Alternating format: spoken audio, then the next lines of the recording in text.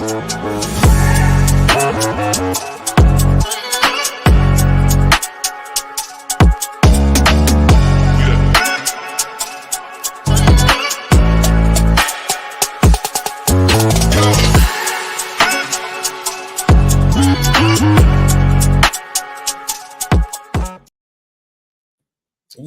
welcome back to another episode of PVT Player versus Team, and I'm back with the fellas, my boy DJ Micah B, and my co-host, my ace Boom Coon, Willie Beeman.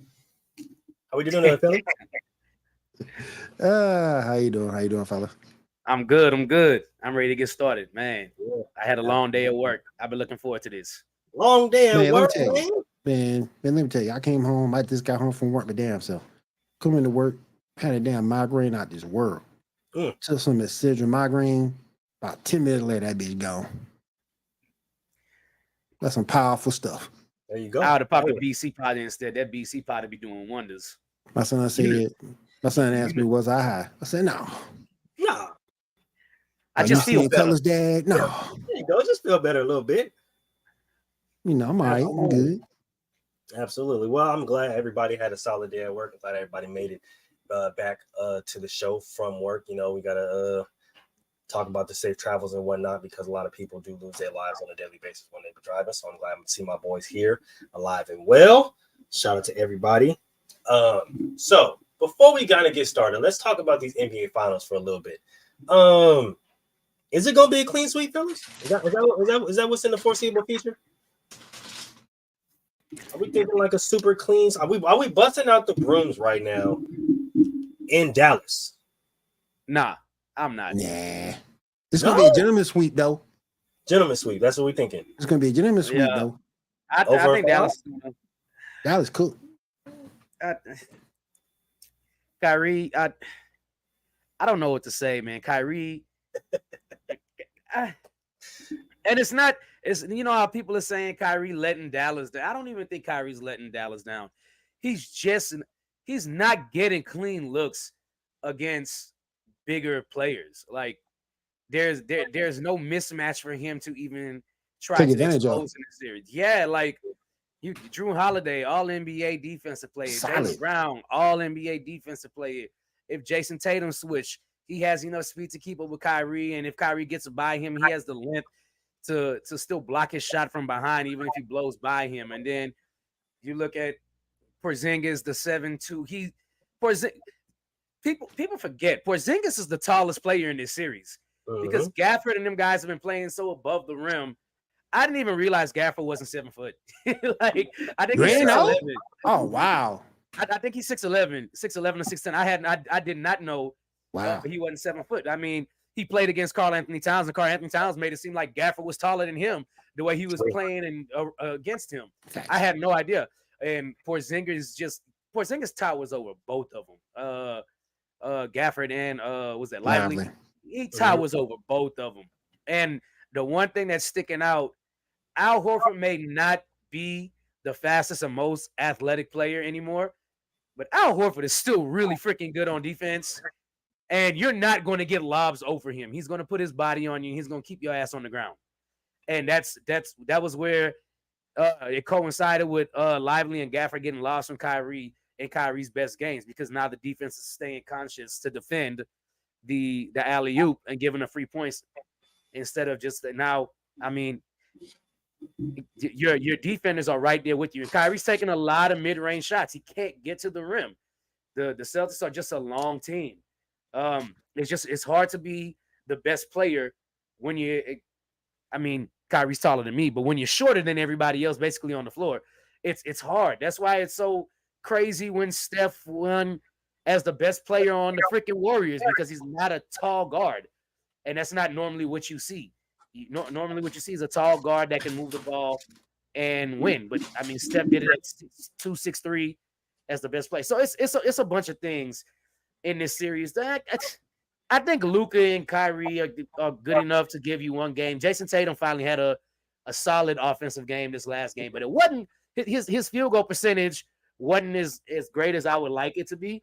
But I mean, I said at work today That's a typical Kobe Finals game. He got to the free throw line, made his free throws, got a couple of shots. I think he was like 11 to 26 from the field. So he didn't make something. He took a good volume, but it kept the Dallas defense on him. And that's the biggest thing. You have a constant. You let Jason Tatum heat up, and Jason Tatum hasn't had this magnificent game yet either, and he's due for one. So, I mean, Dallas is losing and not even taking the Celtics' best punch. That's the craziest thing. They haven't even got the best version of the Celtics yet in this series. That's the scary part, honestly. My thing to me, that Dallas bench, nothing at all. You need Gafford, you need Lively, you need PJ Washington to come along with them. And if PJ's not doing anything like he hasn't been doing for the last 2 series, really, when you go back and you examine it, you're not gonna win. It's gonna take more than just Kyrie and Luka to beat a team like Boston. Let's be real. Boston is deeper. Boston is longer. And if you go back and look at it, they have more playoff experience than Dallas does. So when you go back and look at everything, you got to have a whole team effort to beat them. And Dallas right now doesn't have a whole team effort. You got, when PJ plays, Dallas plays well because he gives them that third score. But when PJ doesn't play well, it's hard for them to win because it's going to take more than just Kyrie and Luka to get those wins. And with Gafford and Lively being held down, with or without Porzingis, that's a tough ask to beat a team like Boston. Tough ask. I'm telling you, look, you made a good point about PJ Washington, and to elaborate more a little bit on PJ Washington, he's literally matched up in the past 2 series against the other team's superstar. So and both superstars, Anthony Edwards is a dog on defense. He's a dog. He's going to be an all NBA defensive player for years to come. And Jason Tatum, he might not be an all NBA player, but he's not getting beat. No. PJ Washington is not somebody that's going to put the ball on the floor and beat people either. It's literally predicated on Luka and Kyrie getting him looks. Yep. And without the alleys and without that second defender committing and leaving PJ Washington open and saying he's gonna have to be the one to beat us, Dallas is overmatched right now because literally they're switching everything. The Celtics aren't even running a zone. They're going old school, man to man, half court. From the time you cross half court, somebody is on you, and they take pride in playing defense. They do. And then you got Luka, his dumb ass, 5 fouls already, gonna take that charge, bruh. Really? Oh, that wasn't smart. Yeah, that wasn't really? Smart. That wasn't bruh. Smart. You come back 22-2 run in the second half. For that to happen, and then the only thing that pissed me off when they called that moving screen. Come on now. Moving screen is a part of the NBA these days. Exactly. That's not even. You can't even review it anymore. Yeah, that's the thing about it. You can't. I was like, really? We calling that? They ain't call that shit all year and want to call it an NBA. You want to call it now? Yeah. Yeah, and that's the crazy part about it because, like, they had just used the review for the Luka plays, but they couldn't use it for the moving screenplay. But I think if they would have been able to use it for the moving screenplay, they would have been able to overturn it because they didn't look like a moving screen to me.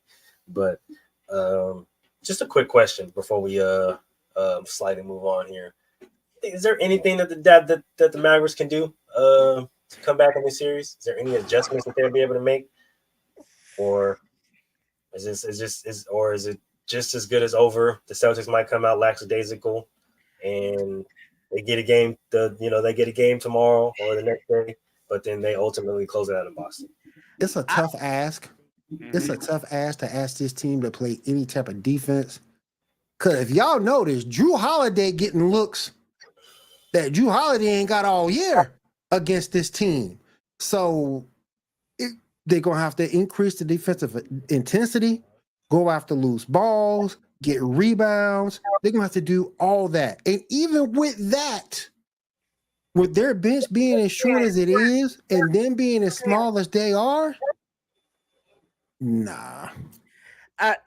Oh man, look, this is a tough ask, and I'll explain it outside of what Willie explained. I would like to go back to the 2016 NBA Finals. It took LeBron and Kyrie both going off of 40 for two straight games to get it to a game 7. And then Kyrie brought it home, obviously, with the LeBron. Bron played a magnificent game 7. Kyrie played a magnificent game. So they both didn't score 40 like they did for 2 straight games, but they turned it on. And that, I don't think this Dallas team is anywhere near as good as that 2016 Cavaliers team. And the fact of the matter is the Golden State was really just that good even without Kevin Durant. Yep. The team that lost in that series is way better than this Mavericks team. I don't think there's anything they can do. The one thing I would have suggested they did last night, and it didn't do anything for them, which was go smaller and put Tim Hardaway in, because Tim Hardaway's not afraid to shoot the damn basketball. And he's not afraid to go. And he got in and he gave them a donut. If Tim Zero. That was the only thing, because Tim Hardaway hadn't really played in the series. And I was like, well, maybe you could insert Tim Hardaway. You're going to compromise defense, but at least you get some offense, because you ain't getting offense from Lively or Gafford. Gafford had a good game 2. He had a better game 2 than he did in game 1. And I still will go down saying, had they called the damn blocking foul like they should have when they went up for the dunk and they said it was a block, which was absolutely BS. He got pushed before and then got slapped on the hand. The series might look a little bit different because now Boston doesn't go into the game believing that maybe we are destined to win this, and the Mavericks are like, we can't do nothing right to even get a call, and they felt defeated after that. But granted, I think the only way they could come back is, I said LeBron and Kyrie had to go for 40. Luka and Kyrie got to go for 100 together, and I don't think that's happening because Boston hasn't even scored. Boston has scored over 100 twice this series, right? Which was last game and game 2, and they barely gotten over 100. So it's not even to say that Dallas defense is bad, because they're keeping them right around that 100 mark, when Boston, we know, is known to put up 120, 115, 120 points a game. So I don't think there's anything Dallas can do. They can probably steal the next game if Jaylen Brown has a bad game, Andrew Holiday has a bad game, and Jason Tatum scores under 15.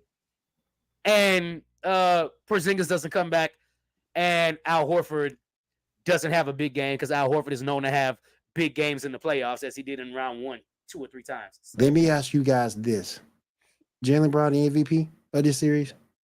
Yeah. Clearly. I think game 3 is what set it apart, because they asked me this Wednesday on Gentleman's Talk, and I was like, right now, I'm going with Drew. I was going with Drew, but this last game solidified it. I think Jaylen Brown made space. Not saying that Jason Tatum has been playing bad. He's been playing bad shooting-wise, but he has had a good series. Yes. But Jaylen Brown he's playing phenomenally efficient basketball right now, and that's the one guy they can't even begin to stop. They can't even match up with him. No. That's a fair point.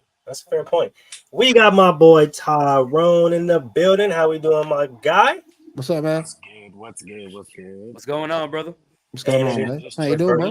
Happy birthday. Shout out to my boy Tyrone. Glad to have you. Hey, birthday, dude. Hey, man, happy birthday. Happy birthday, dude. Thank you.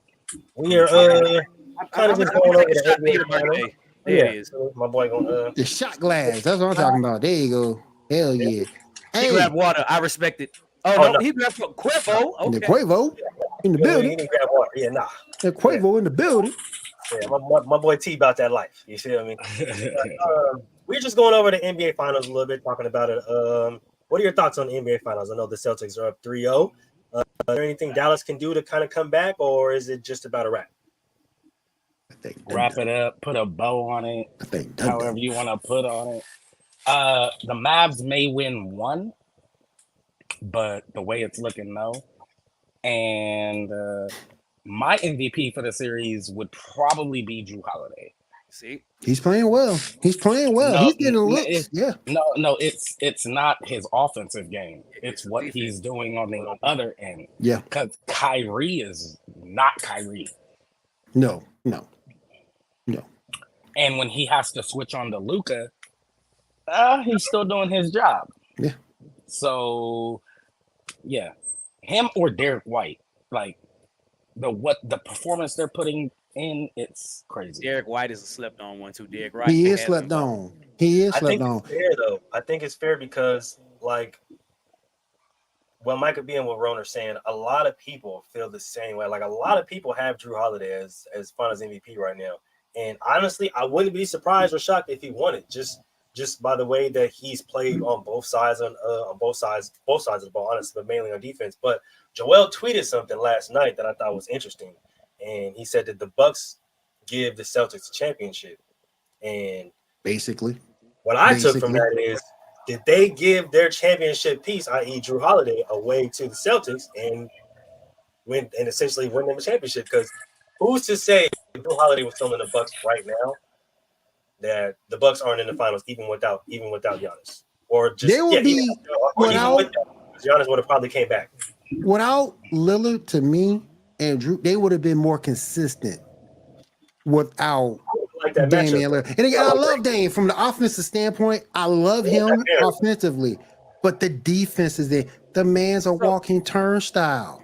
That's true. So he can't stop nobody. I love that pairing of Dame and Drew, and then you have Giannis in the middle. Now, this goes back to what Troy's been talking about and getting rid of Middleton and bringing in somebody like a Dame. So now that you can have those three coincide together because you still have Bobby Portis, you still got Brook Lopez.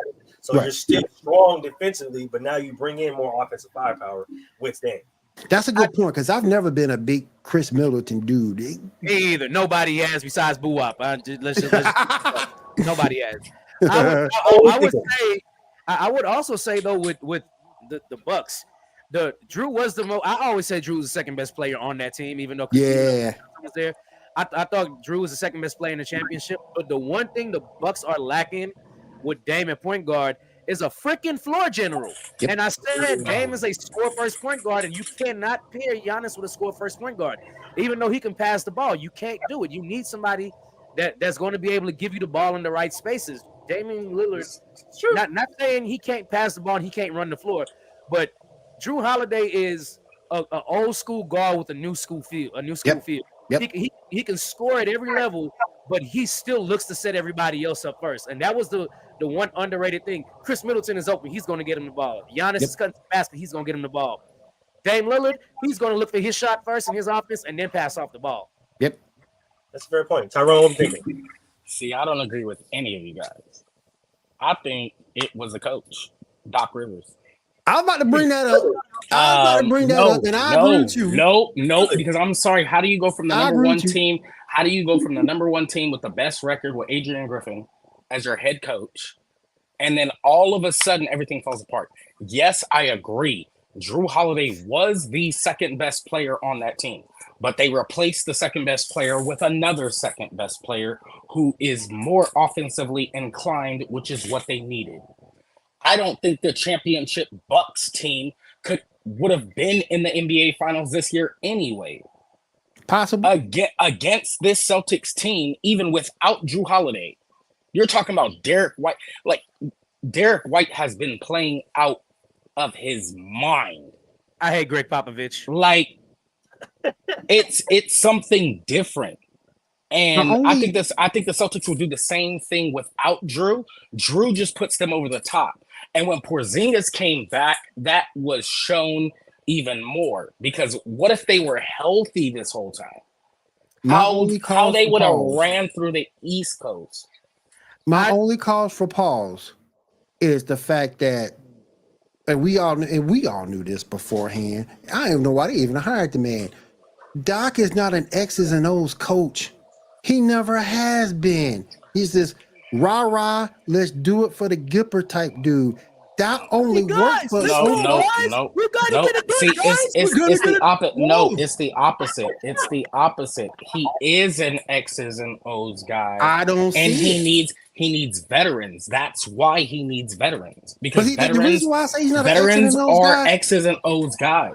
That's how he won. When he won, did he not win with Ray Allen, Paul Pierce, KG? They were all veterans, right? The whole team, even the bench. The youngest Rondo, yes. So they're all X's and O's guys. But the only reason he why doesn't know how to connect with the younger generation. But the only reason why I say he's not an X's and O's type of coach, the only reason why I say that, because if you go back and look at the close series this man has been in time after time after time, where are your adjustments? Where are your key substitutions? Where are your adjustments that you're supposed to make to get to get these wins, particularly later on when you're going against, let's say, the Warriors? Or where are your adjustments at? Why do you think I compared Darvin Ham to Doc Rivers? They're exactly the same. That's a good point. They're exactly the same. They're exactly the same. Good point. I think Ronan's onto something, because I think Doc is an X's and O's guy, and the problem is he relies on X's and O's too damn much. Yes, too much. He doesn't know how to play today's game where it's free flow, run, it's running gun, get Anthony Edwards the ball, let him create something on his own. Kyrie. Who are the best players right now? What teams are in the finals right now?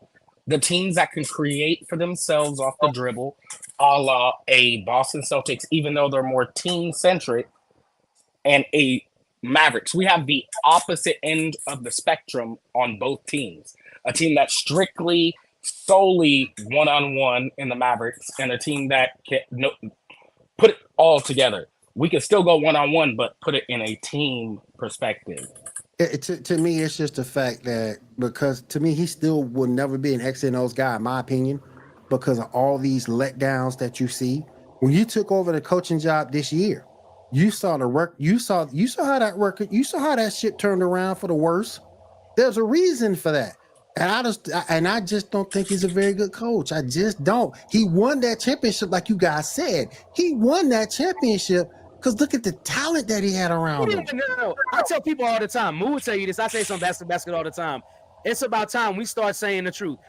The Boston Celtics won that championship in spite of Doc Rivers. In spite of Doc, because they were just that team. That team was full of veterans, bro. Like you, I mean, of course. I think DJ Brown, Leon Poe, Eddie House. That team was stacked. But you got to understand how that team was built, right? Like they understood what they had with Paul Pierce and the truth, right? But then you pair that with the league MVP in KG, right? And then you have a young dynamic point guard in Rondo, who's the youngest guy on the team. You have a whole ton of vets who are literally still in their prime. Yeah. And then, not to mention, you go out and shooter in the league. You go out and the best fucking shooter in the league. But that's why I say there's a difference. He won with all that talent, but he hadn't won since. Because he never played on a team with that. He never had a team with that much talent ever since that point. I don't care if you can look at me like that if you want to. Whoa. Hold on. No. Boston team. Are you serious right now? For real. Everything I said applies to exactly what you said. But it proves my point, not yours. He's an X's and O's guy. He had veterans, literal veterans on that Celtics team. What did they do? They beat the Lakers, then they went back and played the Lakers again 2 years later. But look at the Clippers. The Clippers. Yes, the Clippers. But what were they? They were a run and gun free-form team, which is not X's and O's, which is exactly what we're talking about. X's and O's, that doesn't have, he can't control the game. He doesn't have a player, he doesn't have a veteran that will just listen to him. Because at that time, Chris Paul was not the Chris Paul we know today. Chris Paul was just coming from New Orleans. Yeah. Remember, he was just coming from New Orleans with Blake, young gun Blake and DeAndre and Eric Gordon. Like, bro, you're talking about less talent? They were more talented at that point in their careers. At that point in their careers, the Clippers were more talented than the Celtics were when he won his championship. He just didn't know how to coach them, just like he doesn't know how to coach the Bucks. Every time he gets a team where it has to be free-flowing, it doesn't work. But you just said it, and you said it twice. He don't know how to coach that team. That's your job, to adapt as a coach and figure out how to coach those players. For what it's worth, I'm happy that Doc Rivers got hired as the Bucks coach. I'm not. Wait. Because this would have been the East Coast would have been stronger if he hadn't. The Bucks might have had a chance. I'm not saying they would have made it to the finals, but they would have been closer. You gotta let me explain though. You gotta let me explain. You gotta let me explain why I think why I was happy that Doc Rivers got hired. Because I got tired of him calling the NBA games with that raspy ass voice. It was time for you to get the fuck on, because that is not your calling, my dude. But in hindsight, to go back to what we deviated away from the point a little bit, but in hindsight, to go back to the point with the tweet, I think Joel Embiid is right. The Bucks did give away the championship piece, and let me tell you why. When Marcus Smart got traded, I sat there on Basket to Basket and said, I don't know who they're going to get to replace Marcus Smart, because yes, he wasn't consistent enough on offense, but his defense paid dividends. A week later, we get news that Boston traded for Drew Holiday. I got on here and said, I don't know how they did it, and I don't know why Portland did it, but they probably gifted them a championship because Boston was right there, and Drew Holiday, Marcus Smart offense ain't enough. Not only did they get better on offense, they stayed the same exact way on defense from that position, because that was going to be the kicker if Derek White had to be the starting point guard. And because they got Drew, and Drew's just as good a defender, if not better than Marcus Smart. I don't care what nobody says about Marcus Smart, all defensive. His defensive MVP or whatever, DPOI. He's not a better. He's not a better defender than Drew. I don't. No. He's not. I think that's the. He just had a better. He just had a better season.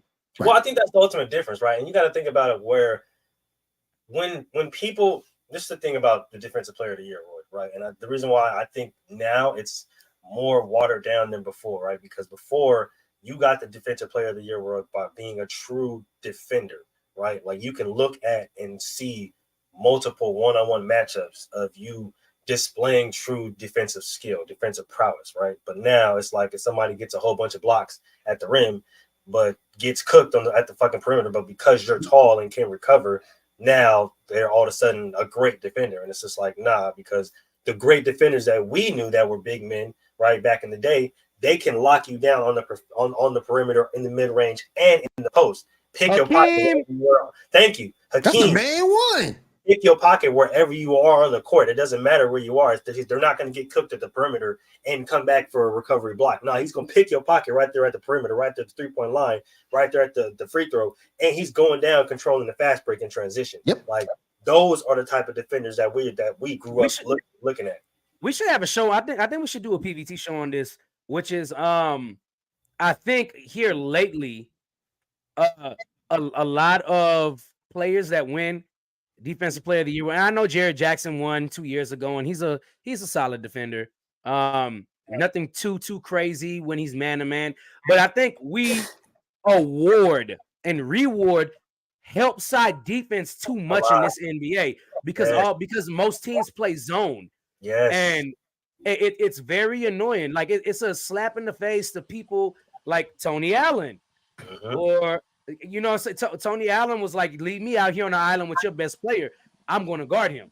Yeah. You know, so like, and it's very, very annoying. So you're calling out Rudy Gobert then? Oh, I've been calling out Rudy Gobert. He been calling out Rudy. He been calling out Rudy. Oh, always calling out Rudy. Okay. Because AD should have won it this year. I'm a Laker fan. That's not me being biased, but AD should have won it. That's not biased. That's not biased at all. I think AD being biased at all. That's a good point. Like he should have won it. That's another case. Just like I think, and I love Joker. Don't get me wrong, but I don't think he should have won the MVP. Oh, yo, no, definitely he shouldn't have. No, I don't think he should have won. He should have. I thought it should have went to Ant. Yep, that's good. Him, an old boy from OKC. No. I'm sorry. Okay, so it's Jalen Brunson, and I'm not changing it. No. I'm sorry. It's Ant, and it's Ant only because this is the exact same scenario that played out when Kobe won his MVP. Kobe didn't deserve it the year he got it, but statistically he did, because Kobe averaged the most points in the NBA the year he won his. Or the year after, my bad. The year after he won it. So that's why they gave it to him. So he deserved it the year before, but they gave it to him afterwards. Shea was in the same basket as Kobe was, to where he's probably gonna win it next year. Wait, I think they did Shea dirty. Shea and Jalen Brunson and Jalen Brunson dirty. I think they did all three of them dirty. And the reason why I say that is because if I'd have asked you before the year and said, "Hey, OKC is going to finish number 1 in the West," nobody would have believed that. Nobody would have been. Yeah, I would have. Yeah. I've been saying the talent that they have. The second that they put it all together, it's crazy because that's minus Chet. Just what they had without Chet, if they put that together. I thought they would finish top 3. I did not think number 1. I thought Denver was going to finish number 1 again, or Denver or the Timberwolves, who I thought was going to finish number 1. I did, because Moo heard me before the season in the post on Basket to Basket. I said, if you take the ball out of Karl Anthony Towns' hand and put it in Ant-Man's hands, y'all have a chance of running to the championship. I said that, and but I also called the Nuggets being figured out this year. That's true. Me and him talked about that. That's true. So the Nuggets got figured out. I'm glad you brought that up Ron, because those defections that they had this year really hurt them. I don't even think the Nuggets got figured out. I think one of the biggest things that happened to them, and people might overlook it, is they lost Bruce Brown. Yeah, really hurt. Nope. When did they lose to the Lakers when the Lakers won their championship in the bubble? Because the Lakers were big as fuck. We had JaVale McGee, Dwight Howard, fucking AD was playing power forward. And Jamal Murray got hurt in the second round. Jamal Murray got hurt in the second round. Jamal Murray got hurt in the second round, but you can't say that. You can't say that. No, you can't, because we had the person that they rely on now, KCP, who changed their team into a championship team. He left the Lakers, won a championship with them, went to the Nuggets, and then the very next year won a championship with them. Why? He's the key piece. That defensive perimeter presence. What happened? It wouldn't have changed. I could absolutely say Jamal Murray being hurt was a problem. And the reason why I can say, because Jamal Murray was the second best player on the team back then, and you lost your second best player, and you rely on your best player. What game did they lose him? It wasn't game 1. It wasn't game 2. 2 or 3. It was 2 or 3. 2 or 3. It was game 3. Yeah, 2 or 3. Yeah. The Lakers were already up at that point in the series. I think there's a bigger story here, though. I think there's and the way AD was playing in that series, no, I'm sorry. AD was a different AD. That's when he hit the Kobe 3-point shot at the end of the game. I remember that. Yes. Like, it was a different team. That's how you beat them. The Timberwolves recreated that. Went big on their ass. And what happened? Jokic choked. Murray. Jokic was exhausted. No, exhausted. Hey, okay. If we're gonna use that excuse, well, then LeBron was exhausted last year and this year. If we're gonna use that excuse, it's been exhausted. Hey, I am one of the ones that say that. Why is he exhausted if he's on the best team in the NBA with so much talent around him? Why is he exhausted? He should have. They had no big man behind him. Jamal Murray was hurt. Who did the big man behind him? Who did the Lakers fill his role? Who did the Lakers have behind Shaq? Who did the Rockets have behind Hakeem? Who did? Come on now, don't use that as an excuse. Like I said, Eldon Campbell, don't do that. Don't sit here and do that. They had Eldon Campbell. We had Eldon Campbell. Eldon Campbell's only there for 2 championships. Don't say that. That's 2 and 3. What do you mean? He was still there. It's 2 and 3. What you mean? They had Eldon Campbell, and Eldon Campbell was really good. Eldon Campbell was a Lakers. That was at the end. That was at the end of Eldon Campbell's career. You're not saying that it was in the prime of his career. Okay, look up his numbers. You're telling me Eldon Campbell was still averaging 16 and 10? No, he wasn't. I'm not saying he's still averaging 16 and 10. What I'm saying, he's still a really good player. Look at Al Horford. Al Horford is still a really good player that matters on the court now for the Celtics. But he's a starter. He's a starter. There's a difference. Eldon Campbell could have started on the teams, but they opted. He could have started next to Shaq. He absolutely could have. But they had Rick Fox. They had Robert Horry. Yep. I mean, so you're telling me he's going to start over Robert Horry, Big Shot Bob, who was already proven at that point? Did I say he was going to? Did I say he should have started? Or I said he was capable of starting next to Shaq if he needed to. That's exactly what I said. I don't agree. That would have clogged the play. That would have clogged the paint. That would have clogged the paint. They're both paint players. But go to Ron's point. Didn't Eldon Campbell say at one point he couldn't play with Shaq? Nobody could play with Shaq. Didn't he say that he couldn't play with Shaq in the starting lineup? I think Kobe won 3 championships. Kobe won 3 championships. Fisher won 3 championships. I'm talking about another big. I'm not talking about guards. We're talking about bigs. Because I swore he said that he said he couldn't play with Shaq. Right, but what I'm saying is he was more than capable of still being a starter. Yeah. That's Low what I'm post, saying. high post. He was still more than capable of being a starter if he needed to. But being a starter on backing up Shaq. Being a starter on the Kings or the Clippers at that time, yeah, he could have. Exactly, what I'm saying. But you're talking about a bottom feeder team. Yeah, you're not talking about a championship level team. That you said who they had to back up Shaq, and I said they had Eldon Campbell. And Eldon Campbell was more than capable of starting still in the NBA, and he was a good backup for Shaq. He was. He only played like 8 minutes a game. You can't even say that because if he was a good backup, they would have rested him more. Because remember what you said, he was tired, he was exhausted. They played the same amount of games back then in a tougher NBA, a more physical NBA, I should say, not tougher, more physical NBA. I agree with tougher. I'm not gonna lie with you. And Shaq upheld for 3 straight championships. What do you mean? What do you mean Jokic is tired? What is he tired from? Because that motherfucker moves at slow pace. I think that goes to more. Motherfucker had to take the team on his damn back when Jamal Murray didn't save him. Well, that goes to more. Kobe and Shaq were healthy. Kobe and Shaq exactly, and Kobe is way better than Jamal Murray. So that's there you go. So when everybody wants to bring up the Kobe had Shaq argument, then remember what you just said.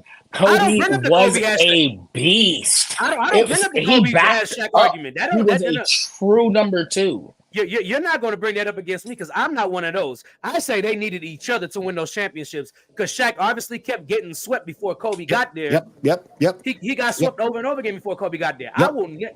And then by the first year, yes, they rode Shaq to the championship. But by the second year, Kobe was averaging over 20 in the finals. Did they? The first year they rode Shaq? Because I remember Kobe was the reason they beat the Spurs. Yeah, he was the mismatch. His first year.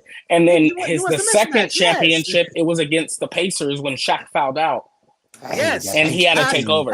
So I said the second year. And then the third year, it was against the Blazers in the Western Conference Finals where Kobe took over and threw the iconic pass to Shaq with that alley-oop. Yes, so what did I say? Whatever you say, Kobe put his print on everything. I literally just said the first championship, Shaq, they rode Shaq a lot. In the first 2 rounds, Kobe was the difference against the Spurs. Absolutely. And in the finals, they went in, and Kobe didn't average even 20 in the finals. So you're proving my point that just because Jamal Murray was there, we would have still won our championship. The Lakers would have still won. I'm not proving your point. Jamal's not Kobe. You're talking about yes, Jamal is not Kobe. Role player at that point. I'm saying a team without their second star. Like Michael Porter Jr. isn't even nowhere near as good as he was then as he is now, even though I still think he's still under expectation. But we're talking about Jamal Murray in the bubble had just came off of 3 40-point games in the first round. Yes. Like he was balling, and then he ended up getting hurt. Like you can't sit there and say a team without the deeper you go in the playoffs, you need your first and second play. Obviously, unless your name is Jalen Brunson. Jalen Brunson was just I don't even know, bro. Like he carried the shit out the Knicks this year. He did. That's why I'm sitting here. Jalen Brunson probably deserved MVP over everybody. No lie, because Julius Randle went down in January or February, and they still got late January to the second round before the All-Star break. That's crazy. If anybody ran out of energy or ran out of steam or was tired and fatigued, it was Jamal Murray. Because what did he do? He ended the Lakers, sent us home. Then what did he do against the Timberwolves towards the end, which is what swayed the series? He couldn't do that. So I wouldn't say Jokic. I would say Jamal Murray. But again, Jamal Murray being there doesn't mean anything because he comes and goes. He's not consistent. Every game he's not Mr. Game Winner. I think go ahead, Moon, my bad. On him supposedly ending the Lakers because if you look at that series, he had a horrible series. He only played numbers wise, he did. But the 2-game winners, he had 2 game winners against us. The second game, and then the last game, bang bang, it was over. Like I said, I get that, and I understand that. But at the end of the day, it's like I'm the type of person, we understand that we're the type of people who actually watch the whole game and the whole series through and through. So we understand that if Jamal Murray is having a horrible series and you're having Jokic literally carry the force of the whole team, and then boom, Jamal Murray comes down and hits 2 big shots to end the 2 big games, of course he's going to look like the said hero, right? But I'm happy I brought that up. I still think that at the end of the day that Jokic was still had to carry that team. He had to carry that team. You know what Jokic looked like? Jokic looked like Jimmy Butler in the finals against the Lakers. Just like this, and Jimmy Butler had like 44 or whatever, and he couldn't go no more. He couldn't go no more. He couldn't do nothing else. And I think that goes to the point of even if Jamal Murray was there in the bubble, right? To Tyrone's point, even if Jamal Murray was there in the bubble, I still think the Lakers go on to win because of the play of AD and LeBron, and because of how big they were on the inside. And I think they go on to win because of Dwight, not even because of AD and LeBron. Just because of how big they were. That's what I said the whole time. But I said we had the recipe. It was you have to be bigger than them. And that's how the Timberwolves knocked them out. And now I think because of that happening, and now I think because of that happening, Denver's going to see this. And Denver's going to adjust, be it free agency or the draft, to get bigger and build that bench depth back up. So let me ask y'all won't happen again. Let me ask y'all a question, because y'all keep talking about LA being big and this and that, and that's why they were going to lose. But like I said, Jamal Murray was a big piece. Him missing was a big piece, because now the backup, you ain't got to worry about this man going off for 30. You ain't got to worry about staying at bay. The defense can adjust, and not only that, and bruh, another thing I would like to point out in that Lakers series from a couple of years ago, and like I said earlier, freaking Michael Porter Jr. Michael Porter Jr., even to this day, he's too damn inconsistent. He can't keep a defense honest to have to guard him. It is freaking ridiculous. I'm watching the game and I'm looking at Michael Porter Jr. It's like, you came in here saying you're supposed to be this, you're supposed to be that, and you ain't listened to not one damn thing you say you were supposed to be. And it's ridiculous. You can't even be a consistent third scorer. You can't. Go back and look at KCP's number. I was about to say KCP was a better third option. It was no KCP was the X factor of that series. Involved with us being bigger, you have to have another perimeter defender, and that's exactly what the Timberwolves had. They had multiple people they could throw at Jamal. Yes. And then at Michael Porter Jr. as well. And then they had multiple bigs they could switch off without their best big, AD, having to play him. A la Karl Anthony Towns having to play him one-on-one the whole time.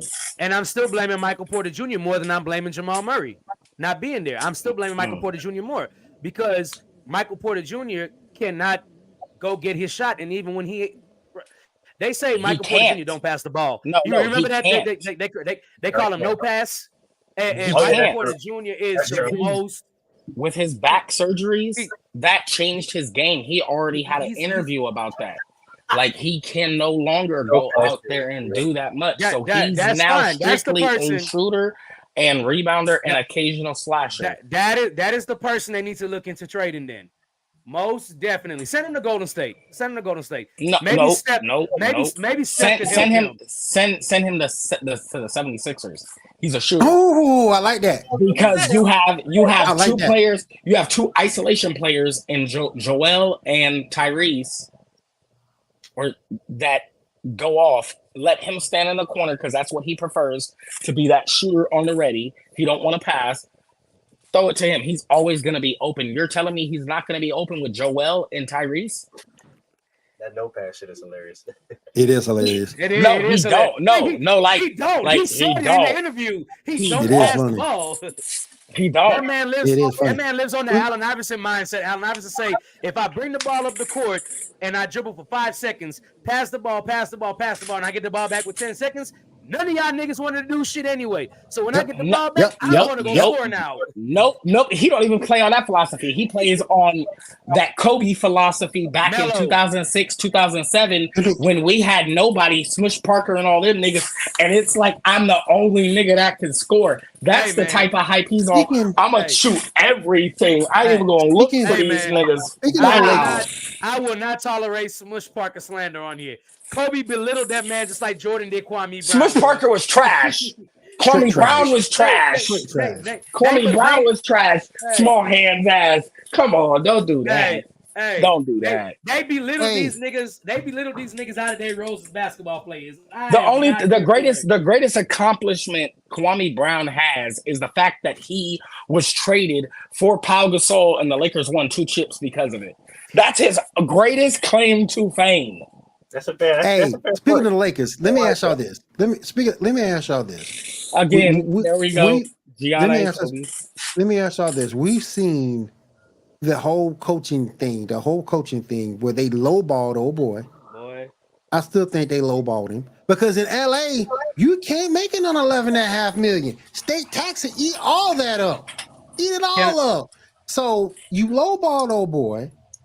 Now you up here talking about getting a coach who you're talking to a coach who no one really knows, or JJ Redick. I want JJ Redick. Whoa. Don't say JJ Redick. What do y'all think this is gonna look like? Okay. Hey, Dan Hurley or JJ Redick, I'd be happy. Okay. I'm gonna take this shit all the way left, and I don't care how anybody feels. They know damn well they didn't want Dan Hurley. That's why they lowballed him. They did that shit to make sure nobody could say that LeBron was involved in the coaching hire of JJ Redick. That's bullshit. Because 2 weeks ago, all we heard was JJ Redick. Out of nowhere, out of left field. Hey, Dan Hurley and the Lakers are meeting today to discuss a contract. Bullshit, bro. I don't even want to hear that nonsense. Hey, don't say that because they also included the coach from Villanova. So you can't say that. No. Yes, I can. We're looking at all our options at this point because hopefully LeBron leaves. I want him to leave so bad. So bad. Before he decimates our team completely and we don't have AD, we don't have the 17th pick. Right now is the perfect right time for him to leave. We have a pick that's kind of good that we can trade or package with some of the other players we have. And then get rid of him, and we open up cap space. I'm sorry, bro. And at the end of the day, we're the Lakers. You mean to tell me? First of all, okay, the mystique of the Lakers right now with Bron there is not it. No, it's not. It's not. What I will say is, you mean to tell me, you really believe LeBron and JJ Redick start this podcast? LeBron ain't talking him up to Lakers management like this is the guy you need to hire. He understands this and that, and we all see the chemistry they have. On every podcast episode, the only reason LeBron wants JJ Redick to run the team is because he thinks he can control him. That's the fact. That's wrong. JJ Redick has already proven that he don't give a fuck what no superstar has to say, what no head coach has to say. He's gonna say what he has to say. But literally. I want JJ there without LeBron. I don't want him there with LeBron. I want him there without. That's fine. But for 3 weeks, all we heard is JJ Redick is the leading candidate. And then people not leading candidate. The only candidate, pretty much, is that's the only person we ever heard of. And everybody was like, "See, here go LeBron and his bullshit again. He's pitching JJ Redick to Rob Pelinka and upper management. This and that." And when the shit started getting real hot, it was like, oh, the Lakers are in the interview with Dan Hurley, ready to offer him a contract. Come on, man. Well, I don't know if you're on the inside, but like, no, that wasn't the only one. That was just the big name that popped with the media that they could put out there. Because there was Borrega was already there. Remember, now he's coming back into the picture now from the Pelicans. No, and then you're also talking. No, wait. Then you're also talking about multiple other head coaches, like the Warriors assistant coaches, and then you're also talking about the Cavs assistant coach. Then you're also talking about Utah's assistant coach. There's a lot that's going on. What do I believe? What do I believe? I believe the serious candidates for the job, Dan Hurley. But he's already out. I'm gonna tell you the two guys that should get the job. JJ Redick and Borrega. It's either right now. It's between JJ and Borrega. Those are the two people that should get the one person that didn't get an interview was Mark Jackson, which is a fucking disgrace. I've been saying that since he left the Warriors. So don't say that. The one person that should have had an interview for this job, and we haven't heard that he had an interview. And I don't know if y'all are going to agree with me because he should have been the first person they called other than Mark Jackson is Sam Cassell. I was about to say that. I agree. I like that pick. And stop stealing our fucking coaches, okay? But the thing about it, but y'all stole the thing about it, something must be wrong because Sam has had opportunities at coaching jobs before. So maybe he's not interviewing well. Has he had the true opportunity?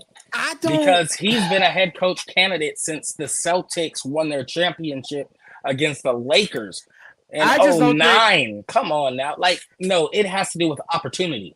I think it has to do with opportunity. And more importantly, I don't think Sam Cassell is just going to take some bullshit job either just because they need a head coach.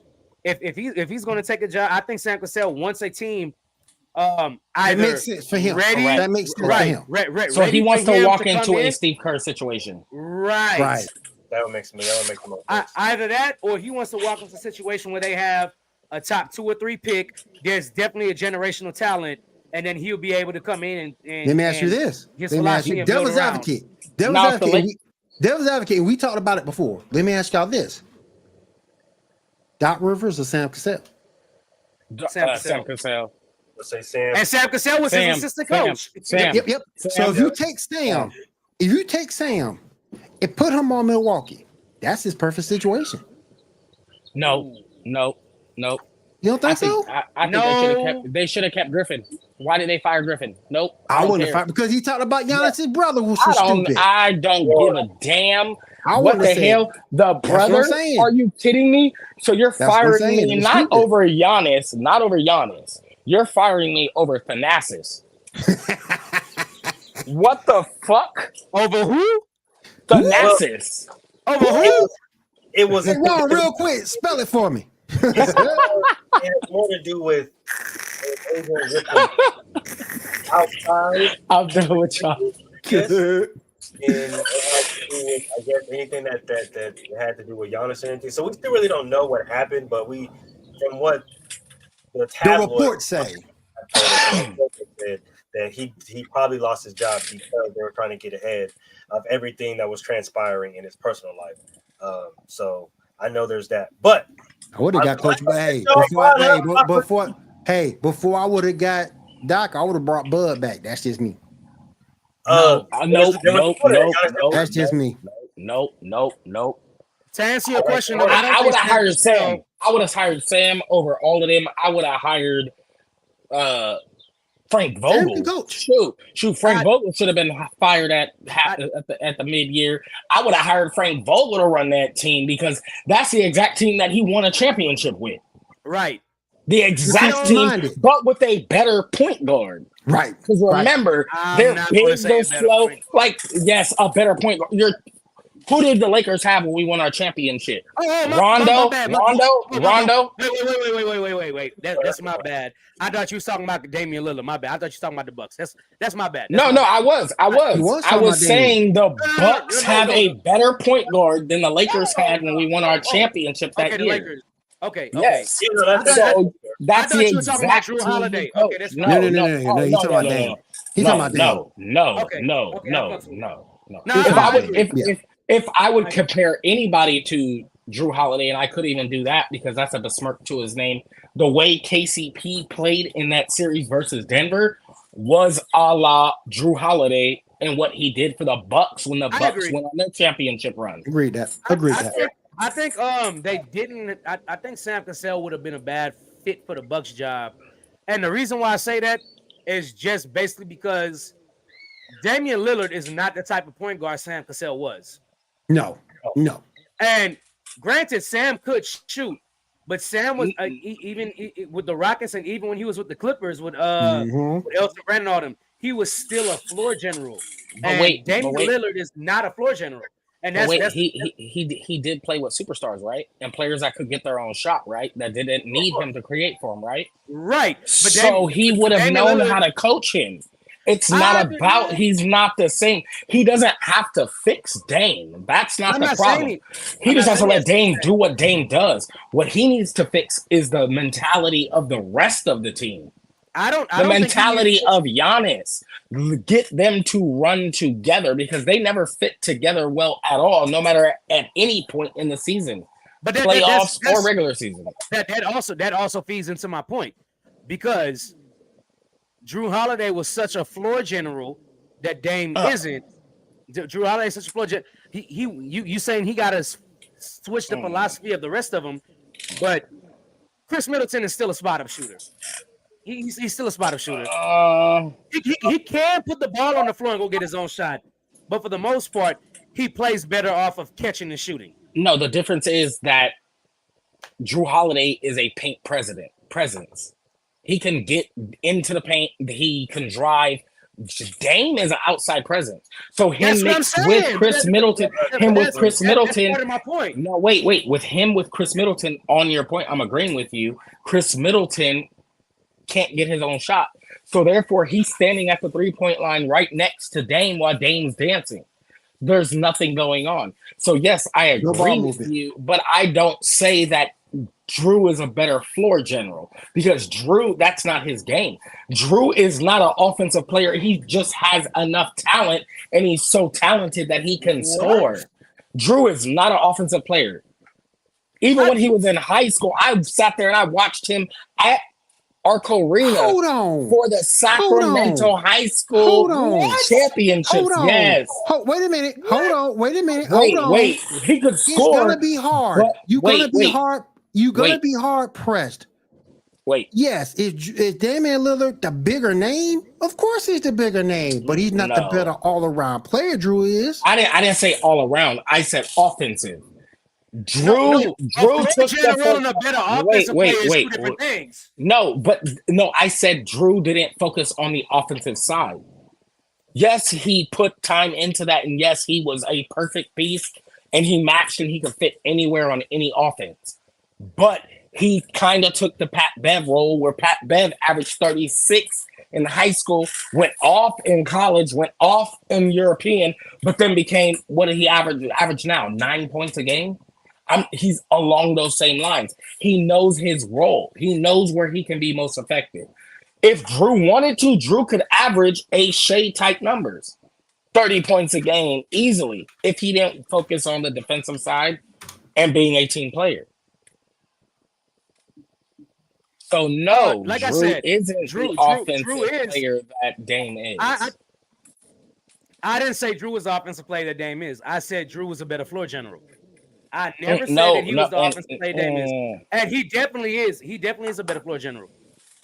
Drew, listen, Drew knows how to control the pace to the team he's playing on. When he had to be a score first player with the 76ers, that's what he did. When he left the 76ers and he went to and he's on the Bucks, and it was like, hey, we need you to calm down. We need you to deliver the ball where it needs to go. We need you to operate the offense. That's what he did, and he still averaged 17 with the Bucks. Even though he wasn't a score first player anymore, he still averaged 17 and 6 with the Bucks. That's Drew. Drew is going to adapt to the team he's on. That's what makes him a better floor general. Damian Lillard is going to be Damian Lillard wherever he goes. He's going to be Damian Lillard wherever he goes. I'm going to score first. Somewhere between 20 and 30. That's what I'm going to score. I'm going to get my buckets. Drew was doing that when he was with the 76ers because that's what they needed. But when Iggy was there with him and he could pass the ball off to another player and get Thaddeus Young and these guys open, that's what he did because he's a floor general. He's a better floor general, and that's what the Bucks needed more than an offensive scorer this year. They need a floor general. They needed more of a floor general to get people the ball where they need to get the ball. Especially, and it showed itself in the playoffs when Dame was going off and the Bucks were still losing because nobody else was involved in the offense until Dame got stopped and had to get rid of the ball. Until he got double teamed and had to get rid of the ball. Drew will run the offense straight through and make sure you say he's a good driver. He'll drive the ball and kick it out and get it to the open person over and over again. It's up to them to make the shots for him to get the assists. Right. So that's why I'm going with Drew being a better. Give me a minute. My sister's here. Okay, go ahead. Drew is a crazy floor general. He's mixed with a little bit of new school, but he also is mixed with a lot of old school, which makes him a very, very good complementary star player in this day and age of basketball. Amen. It's a very fair point. I'm not gonna lie to you. I like that conversation. That was very it was. I like him. I like him because he knows what he's talking about. Ron knows what he's talking about. But speaking of opportunity, before we go ahead and get up out of here, we're gonna talk about the Olympics a little bit. Do we feel that Caitlyn Clark truly got snubbed, or is this just the U.S.'s way of trying to maintain tradition and history and trying to? I'm gonna let Willie go first. Go ahead and go first. Go first, Willie, because I've been talking. I think she wasn't snubbed. I think that you're looking at team chemistry more as her being snubbed. I do think, however, if an injury, particularly in the backcourt, takes place on that team, then they'll look toward Caitlyn to take that role. But if that team stays healthy with the chemistry that they have, they'll just keep winning medals and they'll keep doing their thing because that team has been together for a long while and they don't want anything to disrupt that chemistry. I don't think it's anything against Caitlyn Clark. I think Caitlyn Clark's going to be huge down the road and will take that spot. There were people who were saying that Taraji should have given her pro role for Clark. No, because you don't want to ruin that team chemistry that's won time after time after time. So, no, I don't think she was snubbed. I think it was just in the best interest of team chemistry. But I will say, once again, if an injury does happen in that backcourt, I think they'll look to Caitlyn to take that spot. What we think? Because I got another follow-up question after this. I'm happy you asked this question, and I absolutely love this question because fuck no, she didn't get snubbed. No, she didn't. I know when y'all go back until the beginning of time, one college player always makes it, or one young player always wakes. You know what y'all should be saying? Enrique got freaking snubbed. That's the person that got snubbed. The second leading scorer in the WNBA. She's the one that got snubbed. I get it because Asia Wilson is balling out of control. You need somebody who's not going to clash with her as another scorer. So I get it. You know what I'm saying? I get it. But if Enrique is next up in line before Caitlyn Clark, hell no, Caitlyn Clark ain't get snubbed. She had another person in front of her that was better. No, she didn't get snubbed. I think Team USA on the women's side got it right. And y'all gonna sit here and say, what about Diana Taurasi and this and that? She's a veteran. She's a gold medal winner. Why weren't y'all saying the same thing when Carmelo made the team for the fourth time and there was other people deserving above him? You know why you wasn't saying it? Because you knew this team needed a veteran because it was a young team. You knew they needed a veteran that was going to hold. You know what this whole hey DJ. You know what this reminds me of? Christian Laettner with the men's team back in the day. That's what this reminds me of. This whole thing reminds me of Christian Laettner. They didn't even need Christian Laettner. Shaq would have been a better pick. I don't care what people say, but because he had the success that he did have, they put him on that team. Like old boy said last week, in this America, even back then, there you go. Didn't even need Christian Laettner. Hey, Will. let's be serious. Christian Laettner only made the team because Michael Jordan said he didn't want Isaiah Thomas. More importantly, that might be true. That might be true. And more importantly, the 1996 Dream Team would have schooled the 1992 Olympic team. In terms of athleticism, I agree. You got Reggie Miller, Grant Hill, the best center in the league in that time, and Hakeem Olajuwon. You got Shaq. Shaq and Hakeem is better than David Robinson and Patrick Ewing. I don't care. That's probably the best two centers to ever touch the basketball court. They're better. Penny Hardaway is schooling John Stockton and Magic Johnson at that age in his career. In terms of athleticism, I agree. I never understood why they put Larry Bird on that team, given what Larry Bird was then. They put Larry Bird on the team basically as a, hey, here you go. You know what I'm saying? You done promoted the game of basketball. Like, matter of fact, you want to talk about snubs? Dominique Wilkins should have been on that damn team over Larry Bird. Agreed. Agreed. Who was the NBA's leading scorer in 1992? It wasn't Michael. It wasn't Larry. It wasn't Magic. It wasn't none of them. It was Dominique Wilkins. Yep. With 30 plus points per game. Yep. And people only remember Dominique for dunking, and Dominique was hell of a great offensive player. This is so true. So true. I want to ask you guys a follow-up question because I'm glad you guys had the answers that you guys had, right? I understand that team chemistry is everything, right? But in the midst of trying to grow the women's game, right, do you think that they should have at least considered Caitlyn Clark because of all the eyes that she attracts and that she draws to the women's game and that she's brought to the women's game? Can I go first on this one, Willie? Take it. Absolutely. She should have been considered. Did she or did she not get invited to USA training camp? This is true. She did. She did. Consideration right there. All right, I'm done. That's a fair point. Go ahead, Willie. Good point. Yeah, she should have got. I agree to that extent that she did get looked at. But again, to me, this comes down to chemistry, and she'll get her love somewhere down the road. For the next Olympic team, you know she will. She's young enough.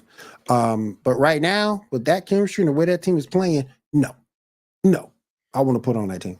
I'm just saying, bro. Like a lot of these girls or women, I don't want to say girls. I don't want to be derogatory. A lot of these women that are on the team right now, they also played in FIBA 2 years ago. Yep.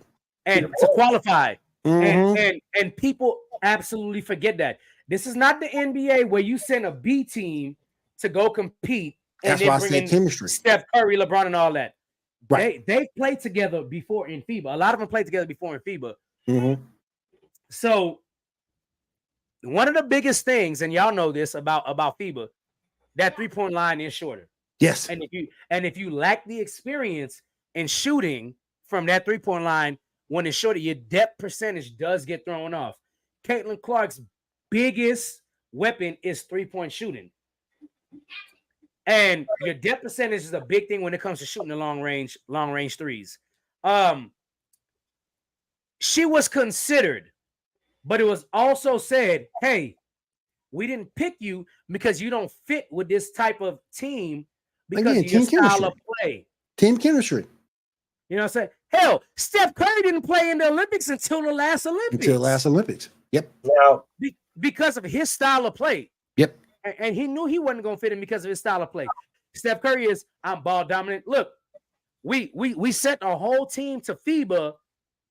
What was it? 2018, and they didn't win gold. And they didn't win the gold medal. Nope. Because they didn't fit. We picked the best players, and they didn't fucking fit together. And they won bronze. They didn't win gold. And it wasn't because of lack of talent. Because one-on-one, they could stomp anybody on any team at any time. But these other teams in the world have been playing professional basketball since they're 14, 15 before they come to the USA and play professional. They have chemistry. Look at Boris Diaw and Tony Parker. Mm-hmm. Like, it's crazy. I'm glad you brought that up. And I'm glad you brought that up. Chemistry makes a lot of it. It makes a lot of what goes on with these decisions with these rosters. And when you have a team that's that experienced, that's been playing together so long, it makes sense. Don't upset the apple cart if you don't have to. And again, I think if an injury comes into play, I think you'll see Caitlyn's name be brought up again. But if an injury doesn't come into play, this is your team. Like the 2004 Olympic team that won bronze with Melo, Wade, Bosh, right? If I sit here and tell you, bruh, they had Tim Duncan and they had Allen Iverson on that team, you're going to be like, there's no way they lost. But here's the kicker.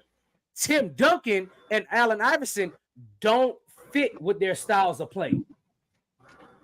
What you did in 08 was like, okay, LeBron is our featured guy. Kobe came in and said, I don't need the ball. I'll guard the next best player. Kobe deferred. D Wade was like, look, Carmelo is here. I'm coming back from injury. I'll come off the bench to make it better. Chris Bosh and Dwight Howard was like, hey, I'm your defensive guy. I don't need the ball. Y'all wanted somebody to score in the paint? Give it to Bosh. That's what Bosh do. The chemistry and the respect they have for each other was like this. These girls don't have no respect for Caitlyn Clark. You see it in the game every day. So do I believe her being on the Olympic team would have gave her more respect and made a difference? Yes. But I also believe her style of play wasn't going to blend with the players they have on this Olympic team. So I think they made the right call. The next Olympics coming back around, she'll make it. Yeah, they'll consider her for the next one. I don't agree. I think Caitlyn should have been on there. She's the biggest draw in WNBA and women's basketball. She's the biggest draw, whether we want to agree on that or not. You have to recognize the numbers, the viewership on losing games against two losing teams, how they're bigger than the best games. But if you put her on, she's playing. But if you put her on, who you taking off? Well, at that point, what do you mean? You've already left off. Oh, you've already left off Ogunbale. You've left off. I'm not kicking anybody off. No, wait. No, you said who are you kicking off for Caitlyn Clark? Off? Okay, well, I already don't agree with the roster already as it is. You're talking about a bunch of players, not one, not two, not three, not four, not five, not six, but 7 different players that could be on that team that weren't even considered, that are leading the league in their respective positions. Enrique? Anybody? Ogunbale? We already went over that. I'm my bad. Yeah, we went over that. Yeah. We went over that. Oh, yeah. I wasn't here for that. But you're also like, there's multiple other players besides that. They're just going. They're going with chemistry, and they're going with chemistry, and they've shown what, and they're going with what has worked. No, I felt like they went with. I felt like they went with what was the. Or do you think it's more of a thing of draw? Or do you think? But do you think Diana Taurasi should not be on that team? But let me ask you a question. Do you think? But let me ask you a question. Do you think it's more of a roster that they think is safe? Do you think it's more of a roster that they think is safe? I think that's no. Fair. I think it's safe in the terms of getting the normal viewership they get, getting what they're used to. Yes, but if they would have thrown, I'm not just saying Caitlyn Clark. Angel Reese should have been on this team as well. That was my next question. Like, because you're talking about the biggest draws, the biggest names, and not the best. If we're going on best, yes, you have your argument. But the biggest draws, the biggest names, what has the world tuned in? What has people actually watching women's basketball? So what do you do if you put the team that you want constructed and they lose? They're gonna lose anyways. Why would you? You know what? Hold on, Willie, and then let me ask the question real quick. That's my difference. They're, in my opinion, they're gonna lose anyways. They're fighting for silver right now. Okay, with this team. No, I don't think they're fighting for silver. Number one, I think they're fighting for gold. I do think they're fighting for gold. Nigeria, I don't know. Okay. All right. So when the women's only win silver or bronze, I'll come back on and we'll have this conversation. You can't fight for silver because literally it's the person who loses in the championship game gets silver. You can fight for bronze, not silver. That's my take on that. But here's what I will say also. Here's what I will say to your point. You're sitting here saying Angel Reese and Caitlyn Clark. I have no problem if either one of them make the team. Zero. But here's what I also will say. Magic and Larry was on the Dream Team. And I say that because you talked about Diana Taurasi. But so you're telling me Diana Taurasi is Magic or Larry? I'm telling you, Diana. I am telling you. No. If we're talking about Candace Parker, wait. If we're talking about Candace Parker, Candace Parker or Brianna Stewart, yes, then you're right. That equates, but let me finish. You still have to have somebody that is a veteran in the locker room to control the locker room. That's what Diana Taurasi. Now, if you say somebody else on this team other than Diana Taurasi, where they should have made it, I have no problem. But Diana Taurasi is that veteran that has been there, done that. Sue Bird is gone, and she was on the last one. She was on the last team. She was on the last team. She's been there and gone. Question. Do they not have veteran presence other than her? Is she the only veteran? Just because she's 41, does that make... No. Was Larry Bird the only veteran on that team? No, but that's the argument you just made. You said this team needs veteran leadership. There's other veteran leadership other places. And I believe that veteran leadership shouldn't be there. I believe the veteran leadership should be there. I'm telling you, if they let the young guns take this team would run the world and it would bring so much viewership. Not just here, but around the world. Y'all keep talking about this viewership BS. Listen, I never said that. BS. What do you mean BS? That's how they get paid. That's how they get paid. That's how they get paid. Based on viewership. Hey, I'm about to tell you right now. This is the freaking Olympics. This is the Olympics. Nobody cares about the viewership in America. What America wants is gold. And they put together the best team to win the gold. Caitlyn Clark was not part of that. Diana Taurasi is because I'm not even arguing for Caitlyn Clark. You keep saying Caitlyn Clark. I'm not arguing for Caitlyn. Are you arguing for Enrique? I'm arguing for Enrique. I'm arguing for Collier. I'm arguing for Ogumbale. Hey, we're on the same page then. Because I literally just said Caitlyn Clark didn't get snubbed. Enrique got snubbed. I literally just said that while you were gone. Yep. So even that's why I'm sitting here saying, like, everybody's arguing Caitlyn Clark. She did not get snubbed. Enrique is the one that got snubbed. Oh, okay. So where we're agreeing and disagreeing at the same time is the fact that we both agree Enrique should be there. But my thing is, it's not just a one-player snub. That's what I'm saying. There's multiple players. There's multiple players that should have been on that team. She did for the simple fact of her name factor. If you're going to say that Diana Taurasi, because of her experience, should be on that team, then you should say Caitlyn Clark, Angel Reese, Peely, any one of them should be on that team. I'm happy you brought it up because to represent just for viewership. Because at that point, if you're trying to win, right? You got Diana, so go get the viewership now. Here's what I would say. Cameron Brink should have made it before Angel Reese or Caitlyn Clark. I think Cameron Brink should have been on there before Angel Reese because Cameron Brink is a better plug. Yes, because Cameron Brink is a better because she fits better because defense. Yes, because she's better than plug and play. I don't think none of us should have made it. I don't think none of I don't think none of the rookies should make it. Like I just don't. Wait, not for draw? Like you're talking about in a sport to Damn the where Trump. nobody watches it. Bro, Like damn this the is your Trump. best. We're Like going for right gold. now, People are going to wait, watch. Damn a you know what they draw. say? Wait. You know what they say? Strike while the iron's hot, right? But Right now, but you have to women's understand. basketball is hot. But hold on. Why not It's hot continue right to now, bang that shit? But you have to It's understand. hot right now, though. But you have to understand. Winning gold supersedes all that.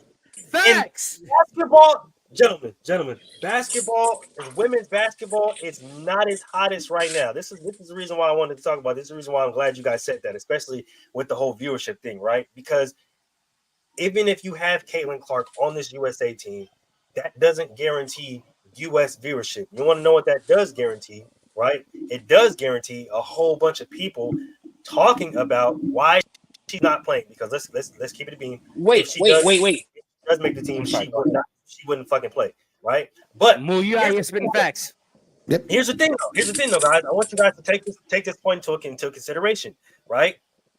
The next Olympics is in 4 years, right?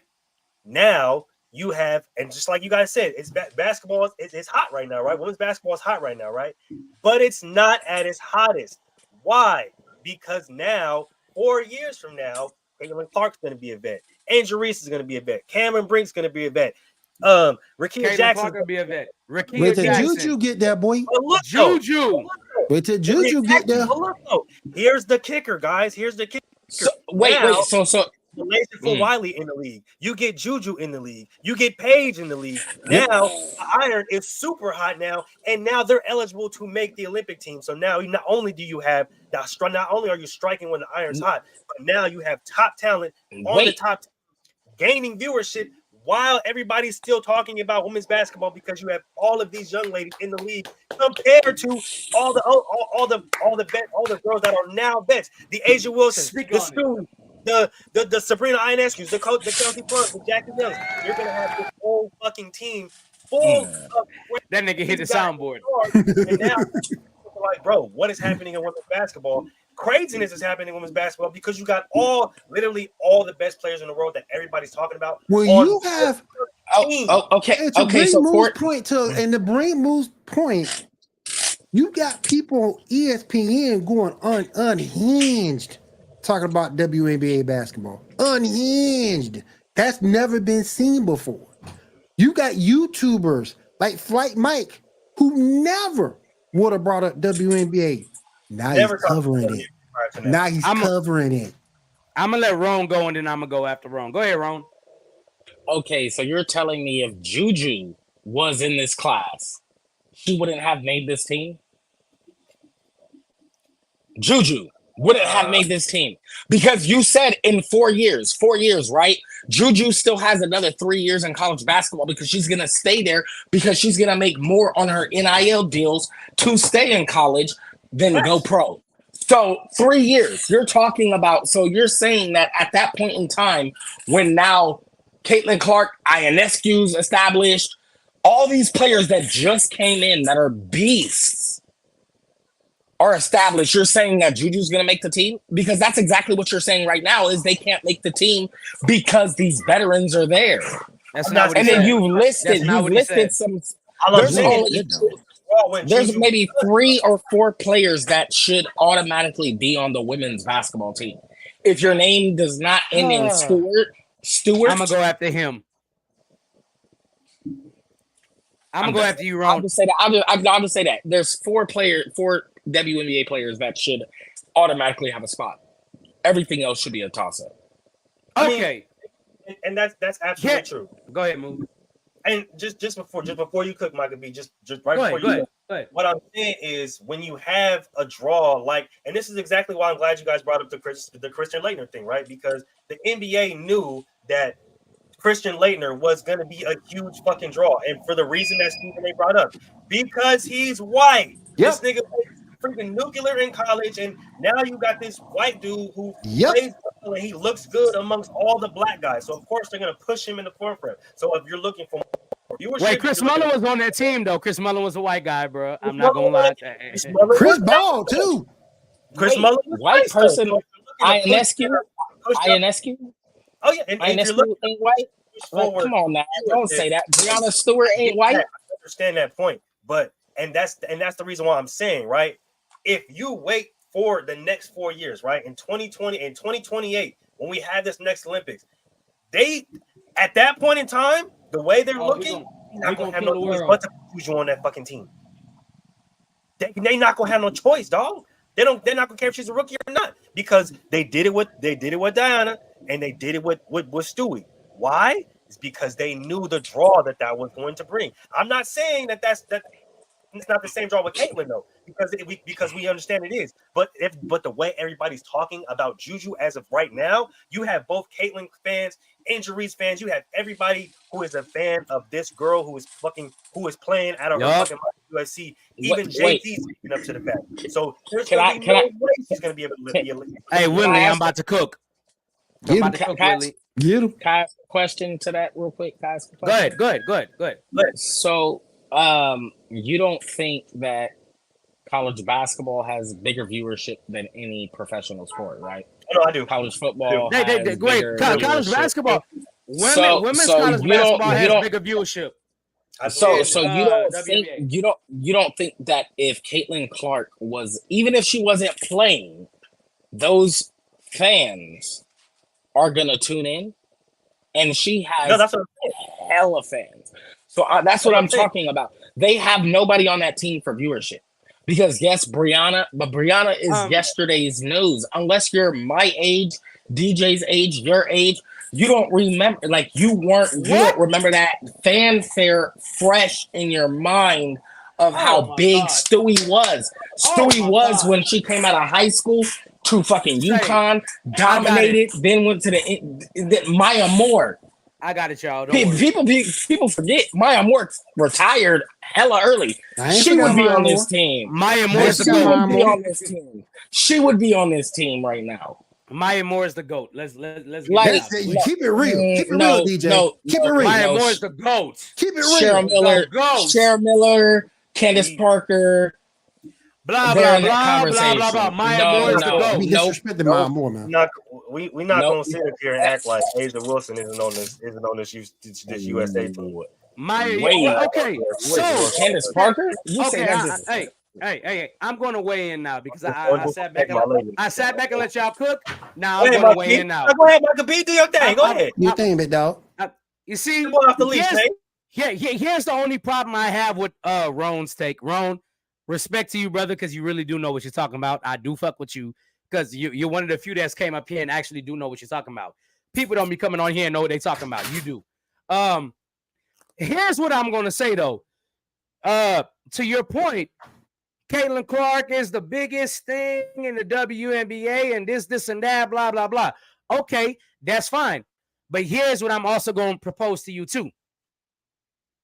If that's it, people are always only going to watch Caitlyn Clark games. But here's what the WA wants to do. Hey, we got eyes on our league right now, and people are watching for Caitlyn Clark. But what they don't know is what? Caitlyn Clark ain't the best player in the WNBA. Thank you. And she's not. Thank you. She's not the best player. But people are paying attention to WNBA. They're paying attention to Caitlyn Clark. So what are we going to do? We're going to send out our best team to show you the WNBA got ballers in it.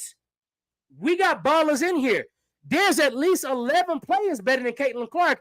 But so many people are so fixated on Caitlyn Clark because of her college career and because of what she's doing as far as how Steph is shooting the long three and this and that.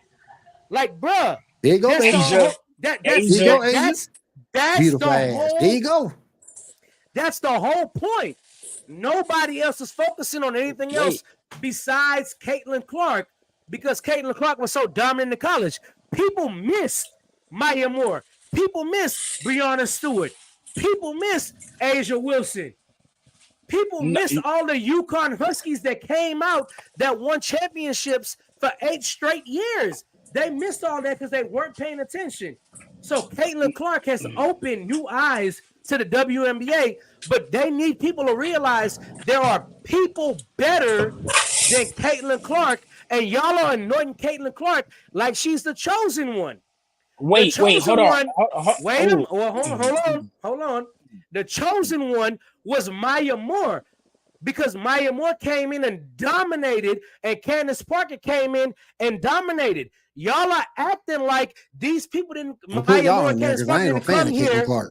I'm just saying, you know, what I'm saying, the majority, the mass public act like Candace Parker didn't come in her rookie year and win Rookie of the Year and MVP. Mass majority are acting like Maya Moore didn't come in and win MVP. Bruh, that's the only point we're saying. There is players better than Caitlyn Clark. That's why I agree with Arike. When you said, well, Arike is this and that. And I said, hey, that's the person that got snubbed, not Caitlyn Clark. I don't care if Caitlyn Clark is bringing eyes to the WNBA right now. She shouldn't have made the Olympic team because her talent doesn't say she should have. She's too inconsistent. You don't know if you're going to get 20 points, 10 points, or 30 points every given night. She's too inconsistent right now. In the next 4 years, she will be consistent because she has the talent. But as of right now, no, she shouldn't be on this team. Absolutely not. She needs to get stronger. That's the first thing I see what's wrong with Caitlyn Clark. She needs to get stronger. You push her on this team. I can't say she needs to get stronger. I can't say any of that. I say she needs better teammates. Because I'm sorry, if she wasn't on such a weak team, I agree with that. I agree with that too. They can key off on her. They can triple team her. They can quadruple team her. Everywhere she goes, there's somebody on her that's a defensive stud. So But what I will say, and it proves my point again, you just said she's not the best player. That's not what I'm arguing here. The reason why I'm arguing for either her or Angel Reese, any of these young players, is for viewership. Why? Right. So these big players like Asia Wilson, these bigger players that have been dominating for a while but haven't brought in the viewership. Don't worry, that Willie, I got Caitlyn you. Clark can, that these other players can. So you're telling me that having these players and these viewers watching these players dominate isn't going to help the sport? Because right now they only know Caitlyn Clark, but they watch and they tune in for her and see Asia go off. And Ron, you literally just said they're watching for Caitlyn Clark. Now Caitlyn ain't on the team. They have no choice but to watch the USA team. What's going on is the who rest guarantees of these that? women, the rest of the women on these teams are now getting the viewership they deserve. And the reason why they're getting it is on the back of Caitlyn Clark is like, oh, well, Caitlyn Clark is a WNBA player. She's the best, this and that. And most of the people that are watching think Caitlyn Clark is the best, and she's not the best. So they're like, hey, Caitlyn Clark is left off the team. Who the fuck got picked in front of Caitlyn Clark? And here we go. You see Asia. You see all these players. You're like, oh, shit. They got better players than Caitlyn Clark. They got better players than Angel Reese. They got better players than Camila Cardoso. All those people that got drafted this year. So people like, I didn't know the WNBA was this talented. They didn't make the team for a reason. People want to know why they didn't make the team. You know why they didn't make the team? Because they weren't good enough. And I'll say this. To back that point up. I bet you half these Caitlyn Clark fans don't even know basketball. Facts. I bet you half these Caitlyn don't even know basketball. Wait, I know basketball, and I'm not saying I'm not pushing for Caitlyn Clark based on her talent to be on the team. Like I keep saying, viewership matters. Right now, nobody watches the WNBA, no matter how dominant Asia has been, no matter how dominant Candace Parker has been. All these other players that have come before have been Candace Parker, Cheryl Miller, freaking.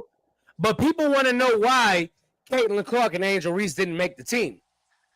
Camilla Clark. Yes, they do. That's why it's so crazy. They want to know why they didn't make the team. And they're going to find out. And they're going to find out why. WNBA. Look at the WNBA viewership this year. But that's a double-edged sword.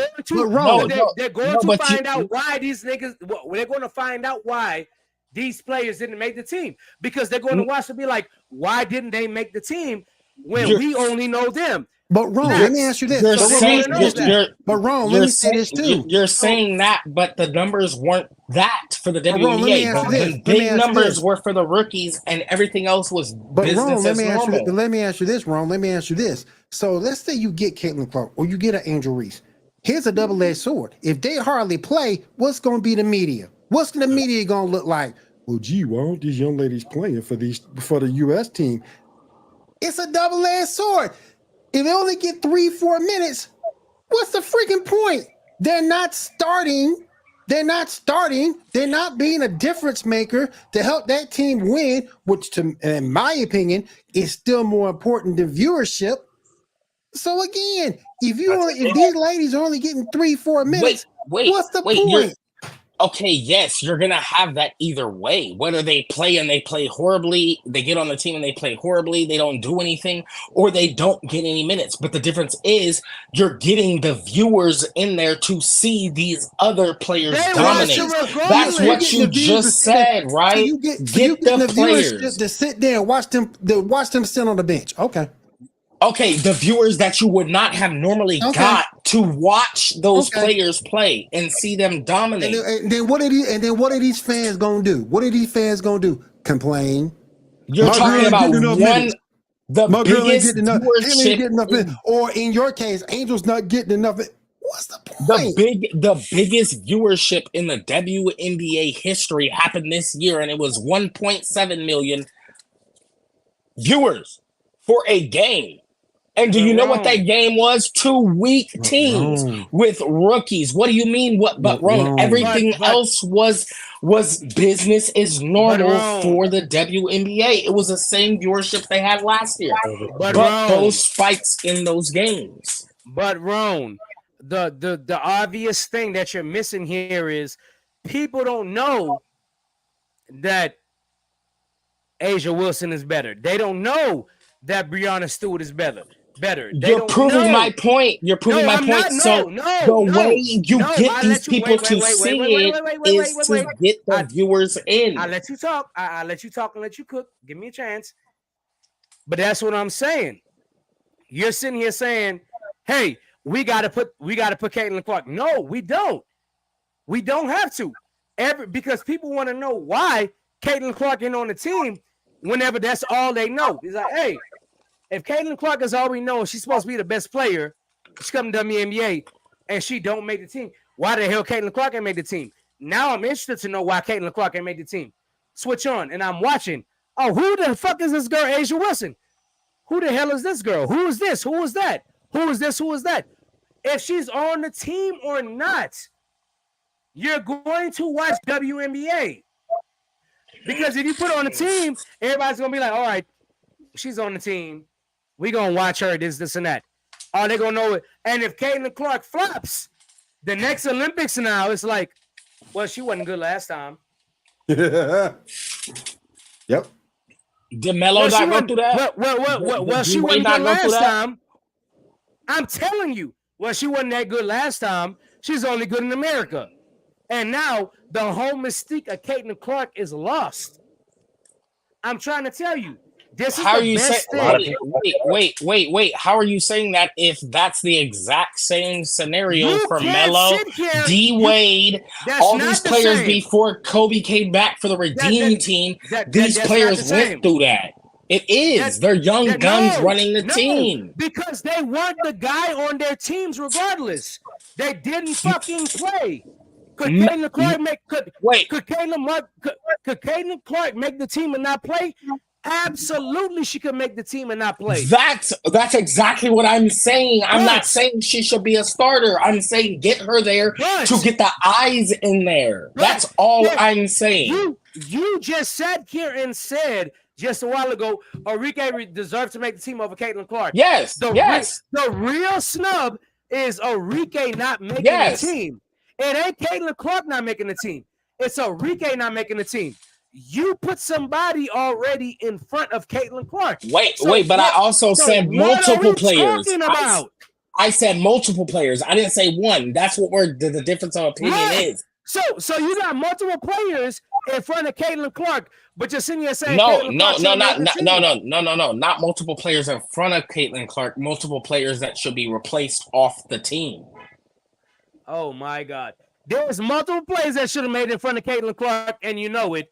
Don't sit here and try and change that. No. There are, but those multiple players do they have the viewership that she can bring?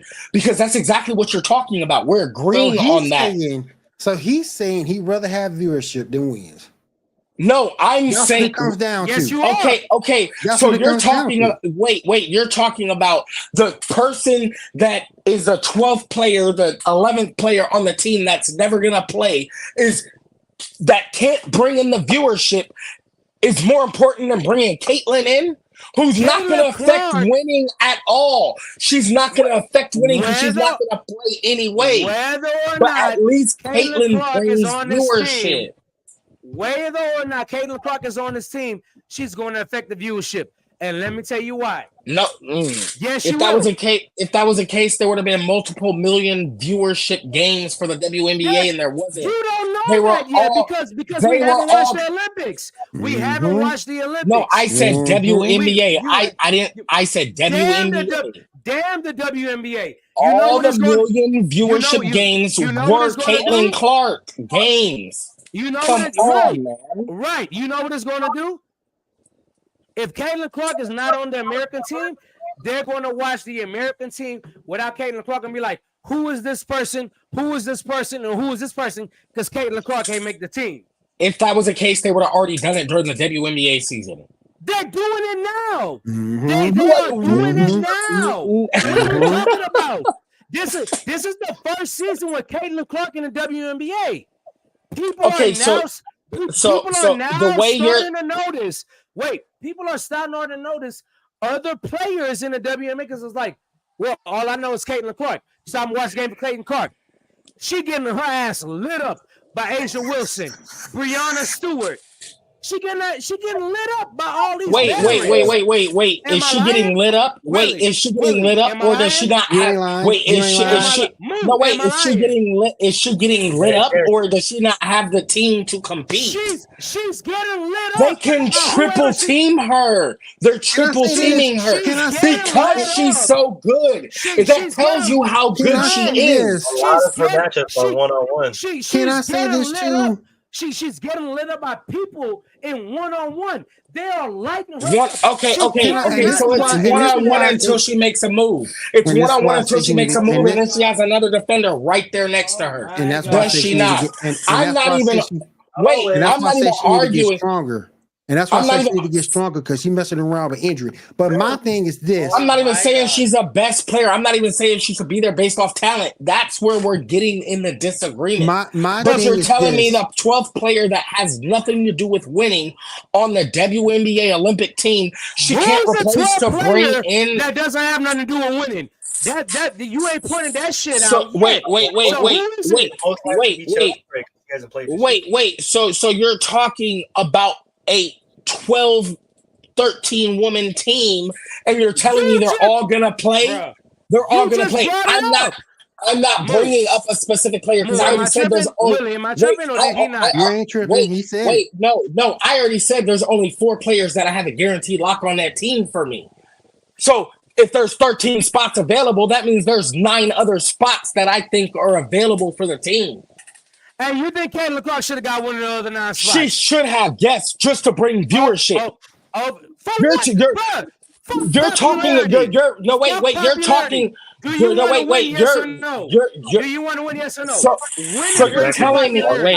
Wait. Okay, so you're telling me if she takes Chelsea Gray's spot, you're telling me if she takes one of these other non-factors that aren't the big 4 in the WNBA, if she takes one of their spots, just to guarantee that you're gonna get. No, wait. That just to guarantee that you're gonna get 1 million viewers at least from America, which you never had.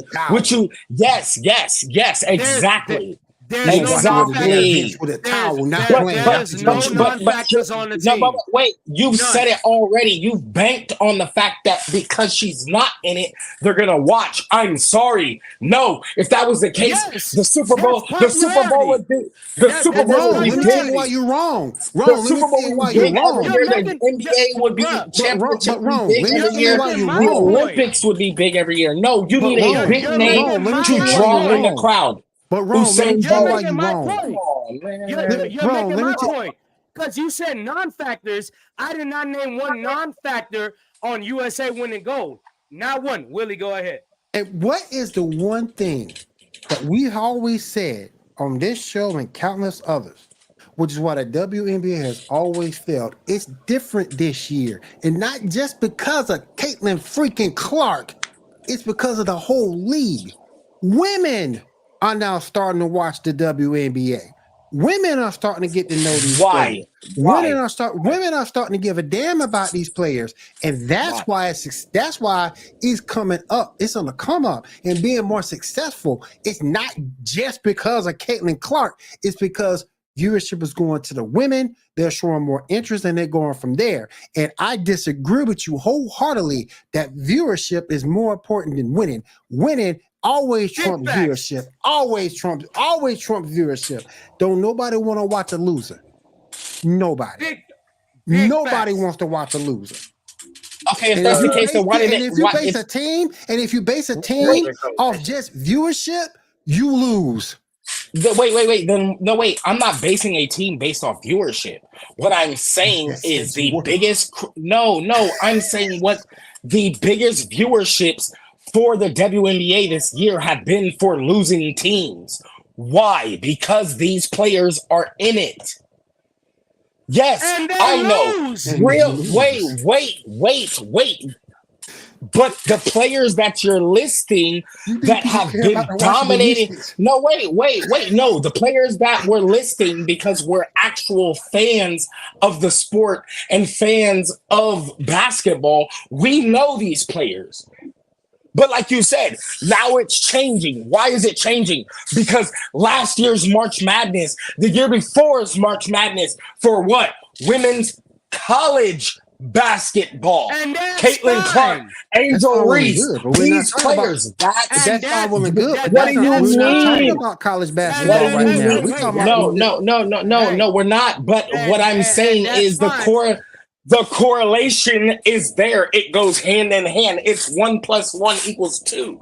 They were dominating. They got the viewership because of these players. And are you really saying that? Because the viewership didn't spike and go up until when? These players came in this year, right? And they're going to go up because Juju comes in, right? The same thing's going to happen when Juju comes in. The viewership's going to spike again. Yes, it is. It's going to spike again because it's a generational talent. Juju's better than Caitlyn Clark. No, it's not. Yes, it is. Yes. I'm not disagreeing with you. You guys keep thinking that I'm saying, Caitlyn. You keep saying that you guys keep thinking I'm saying. No, you keep saying it's not Caitlyn Clark's talent. Not off talent, off viewership. You keep saying based off of popularity, she should make the team. But that's not it. Exactly. Your whole purpose of Caitlyn Clark making the team is her popularity. We're going off of Juju is going to be so good, she should make the team. Off her fucking talent. Oh, wait. But for it to matter and for it to be important, for it to be a spectacle and actually matter to people, millions and millions of people in the United States, it has to start with Caitlyn. It has to start. I agree with you on that. But what I'm saying, it has to start somewhere. The building blocks to grow the WNBA. Ain't that damn good? Wait.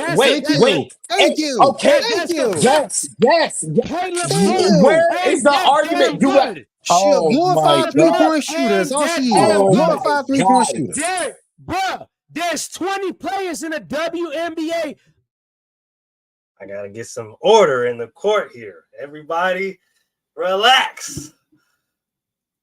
Draw your dogs in. Okay, I had to use my mute button powers. I'm sorry, bro. There's not 12 players in it, bro. There's not 12 players or 13 players that Caitlyn Clark is better than in the WNBA. There isn't. Oh, hey guys, I just want to say we are have I said that? Have I said Caitlyn Clark was better than 12 players? So why would No. she be in the Hold on, gentlemen. Hold on. Because right now, as this point, standing in point in time, you keep bringing up 4 years ago and winning a gold. Nobody cares about it. Nobody cares. In the world, nobody cares. They do. Nobody The girls cared about it. The girls that yes, they care. They care. They care. But you want to. Gotta use my mute powers again. All right, fellas. I enjoyed the conversation. I'm pretty sure the crowd enjoyed the conversation. Okay, we got some viewers in here. Nobody's commenting. They just watching y'all go crazy. And I'm loving it.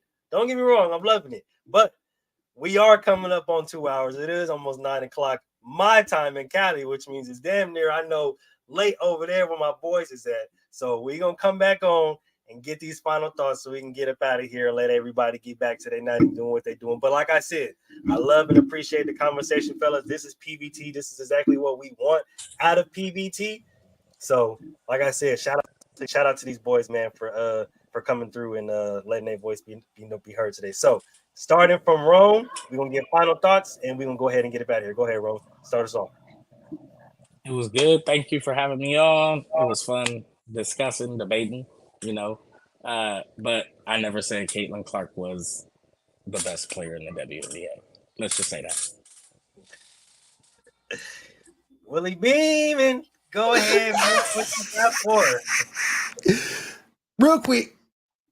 Fuck Rob Manfred. Fuck Roger Goodell. Fuck both of y'all. Y'all suck. And don't forget to check us out next week right here, PVT. The fellas will be here. Check us out TikTok, YouTube, Facebook. Check us all out. Let's go. Shoot. DJ Michael B, go ahead, man. What we got? What you got for us? He muted. Go. Oh shit. Okay. All right. Well, y'all already know I got a lot to say. First of all, shout out to Ron because Ron came on here absolutely knowing what he was talking about. Yes. So I want to give a shout out to Ron. For once, we had a legit debate person here that knows what they were talking about. Make sure you tune in to PVT tomorrow, man. You got your boy Moo, you got Mel. They're gonna give you everything according to football. Saturday, Sunday, we're off. Monday, tune in to Basket. Me, Moo, Boo Wop, Troy, of course. Oh, what's up, Sherrod? What's up, Sherrod? I see you, man. What's up, man? What's up, GQ? Go ahead. Oh, that's GQ. What's up, man? Of course, as you go through the week. Of course, you go through the week. Y'all make sure and check out Willie. Willie got a whole bunch of shows. He got wrestling, anime on Saturday, all that. I plan on tuning in on Saturday because I got a gripe with you with anime. Okay. But other than that, man, hey, we appreciate y'all. Love y'all. Just make sure you tune in tomorrow for the best damn football show, period. With Inside the Huddle, I'm your boy DJ Micah B, the resident DJ from the sideline. I'm out. And just to let everybody know about Inside the Huddle, talking that ish. Tomorrow we are on at a new time. Me and my boy Mel, we the earliest goddamn show. Okay, we come on at 3 o'clock, 3:30 Western time. But as you can see, all the other shows happen when you at home chilling at night, not when you're getting off work and traffic or whatnot. So new time for the new season that's kicking off tomorrow, 7 o'clock p.m. Right before you get ready to go out and get drunk with your festivities. Make sure you pop in on us on Inside the Huddle, talk your shit, be in the comments. We're gonna be live. We're gonna be in time. It's gonna be popping. It's gonna be crazy. Yeah, make sure you guys pull up throughout the rest of the shows. Make sure you guys support all my boy Willie's endeavors and shows and everything like that. The Geek Gauntlet podcast, I will be popping up on that. And we are. Oh, one more thing. Before I get up out of here, I want to do a special happy birthday shout out again to my boy Tyrone. Appreciate for sliding through today, big dog. And happy birthday to you. Shout out to my god babies over there. And yeah, now we are. Thank you. Girl, you rockin' like